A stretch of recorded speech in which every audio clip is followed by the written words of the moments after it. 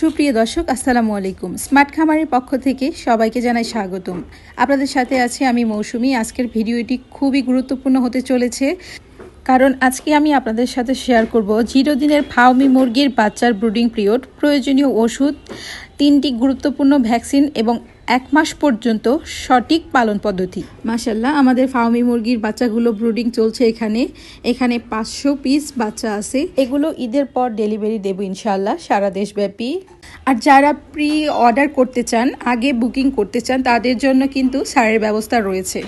একদম অরিজিনাল মিশরীয় ফার্মি মুরগি, বাছাইকৃত এ গ্রেডের বাচ্চা, ব্রুডিং এবং 3টি ভ্যাকসিন কমপ্লিট করা বাচ্চা কিন্তু সারা দেশব্যাপী আমরা ডেলিভারি দিয়ে থাকি।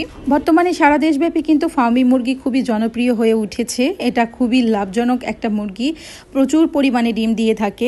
আপনি যদি নতুন খামারি হন তাহলে ভিডিওটি শেষ পর্যন্ত দেখুন। এখন বাচ্চাগুলো ব্রুডিং পর্যায়ে আছে। ব্রুডিং মানে হলো বাচ্চা ফোটার প্রথম কয়েক সপ্তাহ বিশেষ যত্ন। এই সময় তাপ, খাবার, পানি এবং পরিষ্কার পরিচ্ছন্ন পরিবেশ খুবই গুরুত্বপূর্ণ। প্রথম সপ্তাহে তাপমাত্রা রাখতে হবে 32 থেকে 34 ডিগ্রি সেলসিয়াস, দ্বিতীয় সপ্তাহে 29 থেকে 32 ডিগ্রি সেলসিয়াস। এরপর থেকেই কিন্তু বাচ্চাগুলোর তাপমাত্রা ঘরের তাপমাত্রার সাথে সামঞ্জস্যপূর্ণ হয়।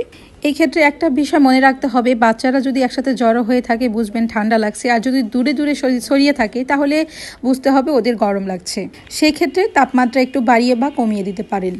বাচ্চা আনার সাথে সাথে পরিষ্কার পানি দিন, আর প্রথম দিন পানির সাথে গ্লুকোজ বা ইলেকট্রোলাইট মিশিয়ে দিলে বাচ্চা দ্রুত শক্তি পায় এবং স্ট্রেস কমে। এটা 3 থেকে 5 দিন পর্যন্ত কমলেই বেটার। প্রথম দিন থেকেই ভালো মানের খাবার দিতে হবে। ফিড যেটা 0 বাচ্চার চিক স্টার্টার ফিড দিন। এই ফিডে সাধারণত 20 থেকে 22% প্রোটিন থাকে, যা বাচ্চার দ্রুত বৃদ্ধি নিশ্চিত করে।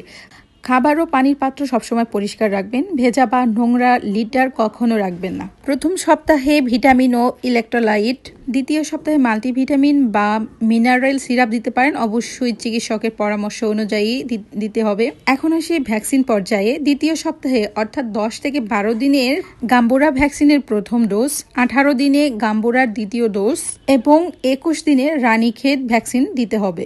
এই 3টি ভ্যাকসিন কিন্তু খুবই গুরুত্বপূর্ণ। বিস্তারিত জানতে স্ক্রিনে দেওয়া নম্বরে যোগাযোগ করতে পারেন। আল্লাহ হাফেজ।